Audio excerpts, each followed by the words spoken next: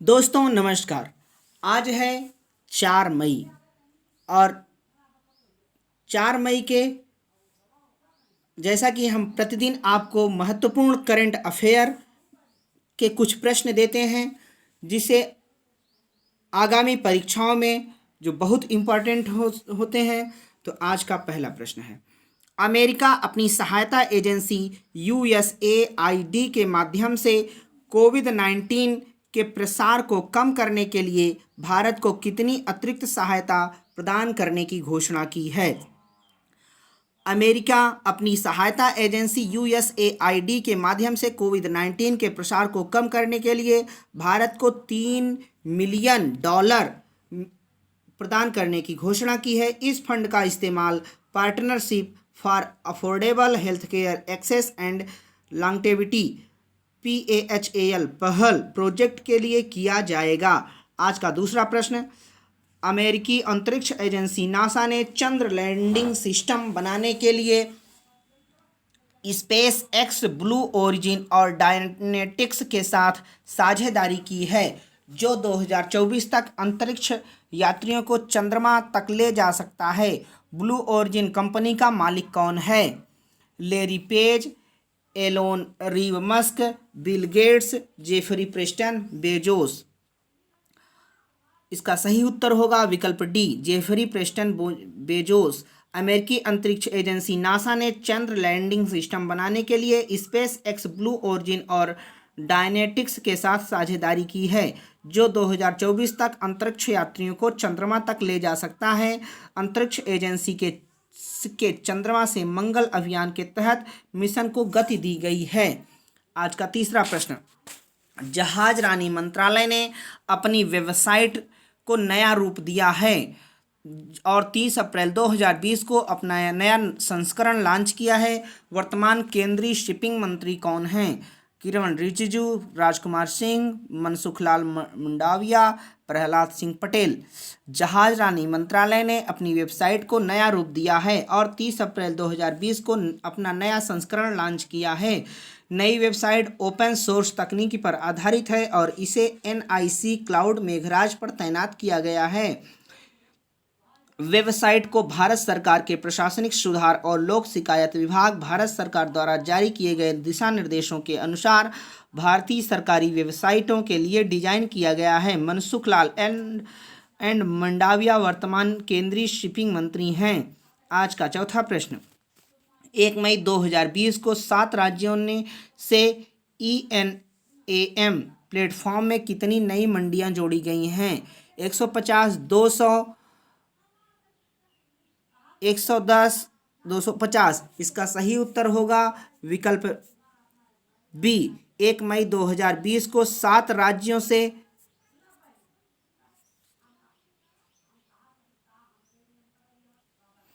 1 मई 2020 को 7 राज्यों से ENAM प्लेटफॉर्म में 200 नई मंडियों को जोड़ा गया। समारोह की अध्यक्षता केंद्रीय कृषि और किसान कल्याण मंत्री नरेंद्र सिंह तोमर ने की। केंद्र का लक्ष्य कृषि उत्पादों के विपणन के लिए 1000 मंडियों को ENAM प्लेटफॉर्म से जोड़ना है। यह उम्मीद की जाती है कि किसानों के लाभ के लिए प्रौद्योगिकी का उपयोग करने वाले प्रधानमंत्री के दृष्टिकोण को जल्द ही साकार किया जाएगा। आज का पांचवा प्रश्न, केंद्रीय संस्कृति मंत्री प्रहलाद सिंह पटेल ने 2 मई को एक पुस्तक बीबी लाल इंडिया रीडिस्कवर का विमोचन किया। वह एक प्रसिद्ध था पुरातत्ववेत्ता, चिकित्सक, अभिनेता, वास्तुकार। केंद्रीय संस्कृति मंत्री श्री प्रहलाद सिंह पटेल ने महान पुरातत्वविद प्रोफेसर बीबी लाल के जन्म शताब्दी अवसर पर 2 मई को एक पुस्तक प्रो बीबी लाल इंडिया रीडिस्कवरेड का विमोचन किया। यह पुस्तक पुरातत्व के क्षेत्र में उनके अपार योगदान के लिए संस्कृति मंत्रालय की ओर से एक श्रद्धांजलि है। पुस्तक एक शताब्दी विशेष संस्करण है जिसे प्रो बीबी लाल शताब्दी समारोह समिति के सहयोग से संस्कृति मंत्रालय द्वारा तैयार किया गया है। अतः इसका सही उत्तर होगा विकल्प ए, पुरातत्ववेत्ता। आज का छठवां प्रश्न, 1 मई को मरने वाले कुलमीत मक्कड़ किस संगठन के CEO थे? प्रोड्यूसर्स गिल्ड ऑफ इंडिया, केंद्रीय फिल्म प्रमाणन बोर्ड, फिल्म समारोह निदेशालय, विज्ञापन और दृश्य प्रचार निदेशालय। इसका सही उत्तर होगा विकल्प A, Kulmeet Makkar, CEO producers guild of India का 1 मई को निधन हो गया। वह 60 वर्ष के थे। मक्कड़ को बड़े पैमाने पर दिल का दौरा पड़ा और धर्मशाला में उनका निधन हो गया। आज का 7वां प्रश्न, 30 अप्रैल 2020 को आयोजित पर्यटन मंत्रालय के देखो अपना देश के 12वें सत्र का शीर्षक क्या था? जिम्मेदार पर्यटन में नागरिकों को मनाना, जिम्मेदार पर्यटन में अतुल्य भारतीय महिलाओं का जश्न, जिम्मेदार पर्यटन में अतुल्य भारत का जश्न मनाते हुए, जिम्मेदार पर्यटन में अतुल्य भारतीय पुरुषों का जश्न मनाते हुए। इसका सही उत्तर होगा विकल्प बी, पर्यटन मंत्रालय का देखो अपना देश का 12वां सत्र 30 अप्रैल 2020 को आयोजित किया गया। इसे अतुल्य भारतीय महिलाओं को जिम्मेदार पर्यटन को में मनाते हुए शीर्षक दिया गया था। इसने भारत की कुछ अविश्वसनीय महिलाओं की कुछ शक्तिशाली और व्यक्तिगत कहानियां प्रस्तुत की, जो यात्रा की एक वैकल्पिक कल्पना प्रस्तुत करती है। आज का 8वां प्रश्न, विशाखापट्टनम का स्मार्ट सिटी ऑपरेशन सेंटर कोविड-19 को प्रबंधित करने के लिए 3 शिफ्टों में 24/7 संचालित करता है। विशाखापट्टनम निम्नलिखित में से किस राज्य में है? तेलंगाना, ओडिशा, आंध्र प्रदेश, तमिलनाडु। विशाखापट्टनम का स्मार्ट सिटी ऑपरेशन सेंटर कोविड-19 को प्रबंधित करने के लिए 3 शिफ्टों में 24/7 मीन्स सातों दिन और 24 घंटे संचालित करता है। COC निशान पर कोविड हेल्प डेस्क या संपर्क केंद्र और दिन के आधार पर CMOH और DMOH के साथ समन्वय में विदेशी लौटे नागरिकों की निगरानी करता है। निगरानी प्रणाली शहर भर में स्थापित 500 कैमरे महत्वपूर्ण क्षेत्रों और प्रमुख जंक्शनों की निगरानी करते हैं। विशाखापट्टनम आंध्र प्रदेश राज्य में है। आज का अगला प्रश्न, उपभोक्ता मामले, खाद्य और सार्वजनिक वितरण मंत्री रामविलास पासवान ने one nation one ration card योजना के तहत राष्ट्रीय क्लस्टर के साथ कितने और राज्यों और केंद्र शासित प्रदेशों के एकीकरण को मंजूरी दी? 2, 3, 4, 5।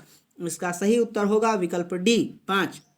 उपभोक्ता मामलों और खाद्य और सार्वजनिक वितरण मंत्री रामविलास पासवान ने one nation one ration card योजना के तहत राष्ट्रीय क्लस्टर के साथ 5 राज्यों और केंद्र शासित प्रदेशों के एकीकरण को मंजूरी दी। 5 राज्यों केंद्र शासित प्रदेशों में उत्तर प्रदेश, बिहार, पंजाब, हिमाचल प्रदेश और दादरा और नगर हवेली और दमन दीव शामिल हैं। पहले से ही 12 राज्य वन नेशन वन कार्ड योजना के तहत हैं। 12 आंध्र प्रदेश, गोवा, गुजरात, हरियाणा, झारखंड, केरल, कर्नाटक, मध्य प्रदेश, महाराष्ट्र, राजस्थान, तेलंगाना और त्रिपुरा हैं। आज का 10वां प्रश्न, भारत निर्वाचन आयोग ने 21 मई 2020 को विधानसभा के सदस्यों द्वारा किस राज्य की विधान परिषदों के लिए द्विवार्षिक चुनाव कराने का निर्णय लिया है? भारत निर्वाचन आयोग ने 1 मई 2020 को विधानसभा के सदस्यों द्वारा महाराष्ट्र विधान परिषदों के लिए द्विवार्षिक चुनाव कराने का निर्णय लिया है।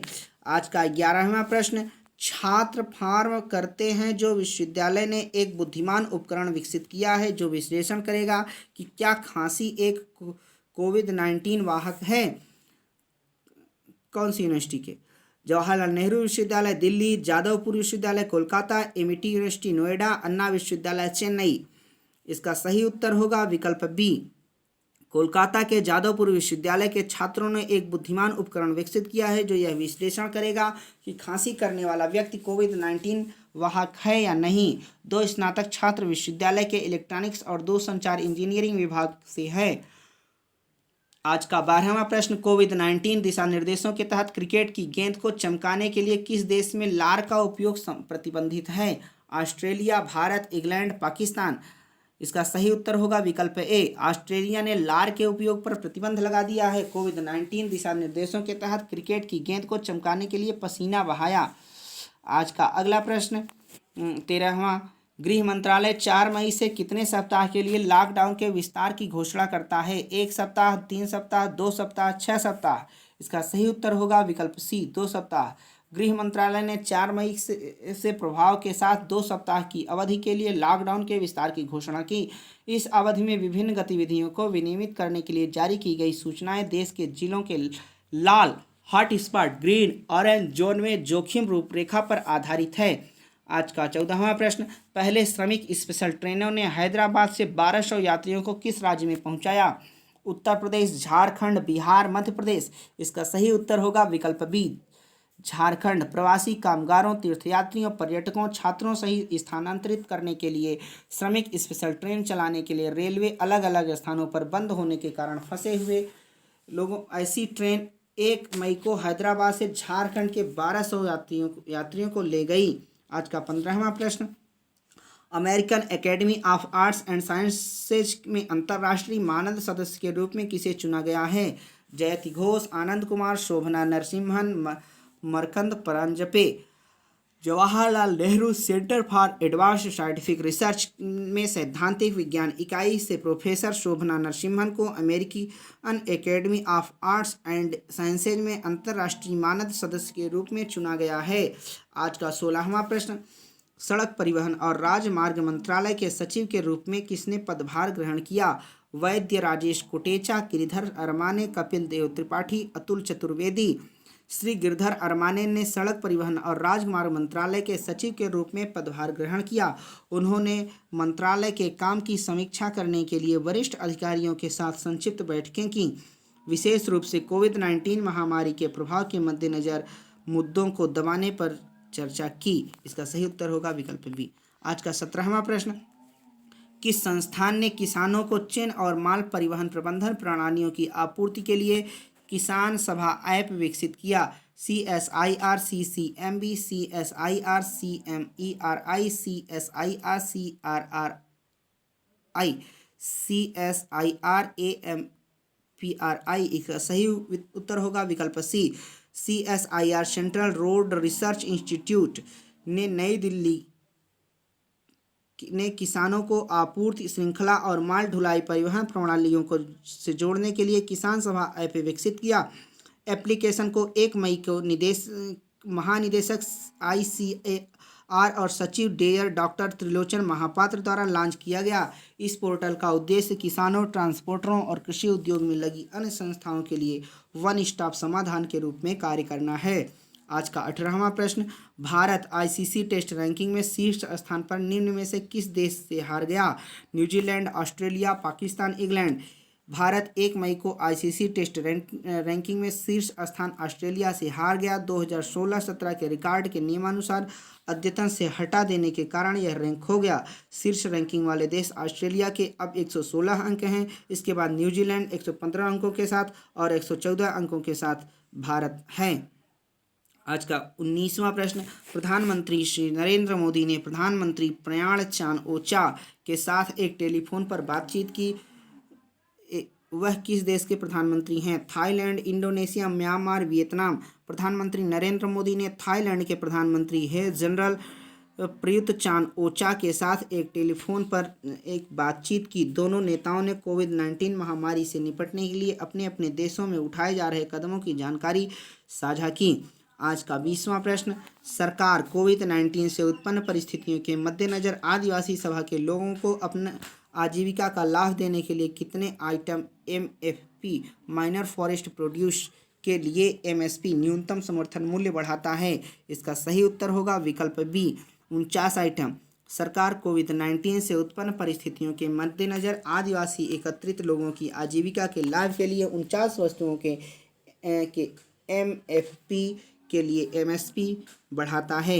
मित्रों, आज के लिए इतना ही। आप सभी वीडियो को पूरा देखिए और जो भी कमेंट हो हमें ज़रूर बताएं और वीडियो को लाइक करें, ज़्यादा से ज़्यादा शेयर करें। आप सभी का बहुत बहुत धन्यवाद।